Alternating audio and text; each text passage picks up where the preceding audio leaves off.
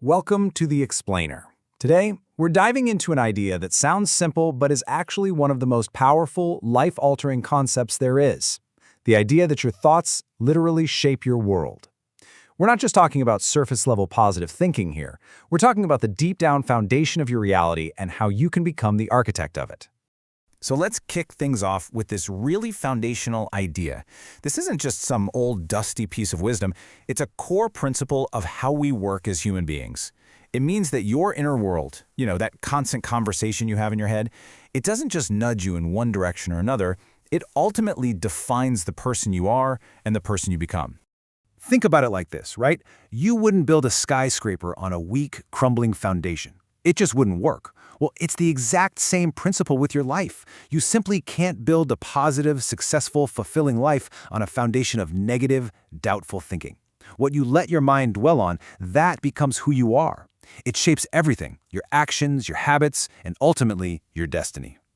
All right, so here's our game plan. We're going to break this all down into 5 key areas. First, we'll lay the groundwork with the foundation of you. Then, we'll look at 2 really dangerous mindset traps you have to avoid. After that, we'll talk about raising our standards with the call for excellence, figure out who's influencing us, and finally, we'll get a practical guide on how to actually guard your mind. Okay, so first up, the foundation of you. And this is about way more than just changing a few thoughts here and there. We're talking about a complete transformation that starts from the inside out. Now, this is so important. What I love about this idea is that it frames your mindset not as some fixed thing you're just born with, but as an active, continuous process. The key word here is renewing. It's a verb, an action. It's something you do day in and day out, not something you just achieve one time and then you're done. So, if our mind needs this constant renewing, what exactly are we protecting it from? Well, it's not just about avoiding the obvious negativity. It's about navigating 2 very real and very dangerous mindset traps. The first trap is the one we all know about, right? A negative mindset. It's basically like a poison that just seeps into every part of your life. You absolutely cannot plant negative thoughts and then expect to harvest a positive life. It just doesn't work that way. It keeps you stuck, afraid to take risks, and totally blind to the opportunities right in front of you. But negativity has this sneaky cousin, a much more subtle trap, toxic positivity. And you've seen this everywhere, right? It's that good vibes only pressure that forces you to deny reality. Look, pretending problems don't exist isn't strength, it's self-deception. And honestly, it can be just as damaging. And that brings us to the healthy balance. Right there in the middle. This is the key. A strong, renewed mind doesn't ignore problems. It faces them head-on. It acknowledges the obstacles. It sees the truth of a situation, but it makes a conscious choice to operate from a place of faith and trust, not from fear or denial. Okay, so now that we understand the importance of that balance, let's actually elevate the standard. Because a truly healthy mindset isn't just about avoiding the bad stuff. It's about actively and intentionally pursuing excellence.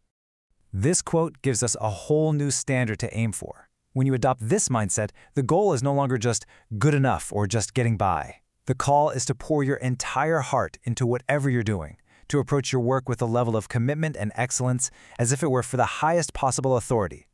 You see, this is a fundamental shift.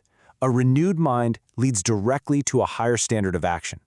It creates a spirit within you that just refuses to settle for average. It's about going above and beyond, not because someone is watching you, but because your own internal standard demands it. Wow. Henry Ford absolutely nailed the self-fulfilling prophecy of our mindset with this one. Your belief system isn't just a passive thought. It's the actual ceiling you place on your own potential. If you think you can't, you've already decided the outcome because you won't even take the necessary actions. Your thoughts literally build the walls of your reality.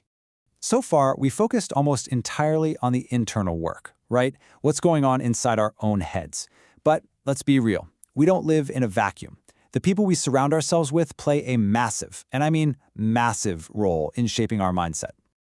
Man, this piece of ancient wisdom is just as true today as it was thousands of years ago. Your associations are never neutral. The mindsets of the people you spend the most time with will inevitably rub off on you. They will either lift you higher or they will pull you down.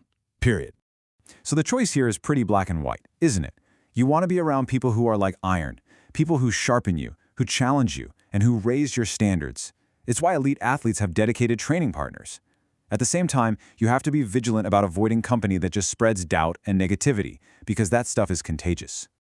All right, let's bring all these ideas together and get really practical. Because it's great to understand these principles, but how do we actually do it? How do we actively cultivate and guard our minds on a daily basis? This metaphor is just perfect.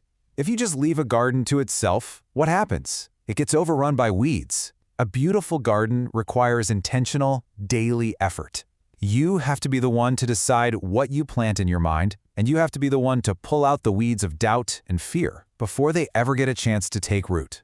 And here is a powerful filter from Philippians 4:8 to help you do that gardening. Before you let a thought take up space in your head, run it through this simple checklist. Is it true? Is it noble? Is it praiseworthy? If it's not, you don't let it in. This is how you fiercely guard the gates of your mind. This famous line from Napoleon Hill really is the ultimate takeaway. Your imagination, your ability to conceive of a goal, combined with an unwavering belief, that's the engine that drives all achievement. Your external world is just a reflection of what you first built internally. So, as we wrap this up, the real question isn't just what you've learned, but what you're going to do with it. Your mind is a garden, and the planting season is always right now. The choice of what seed you're going to sow is entirely yours. So, what's the first seed you'll plant today?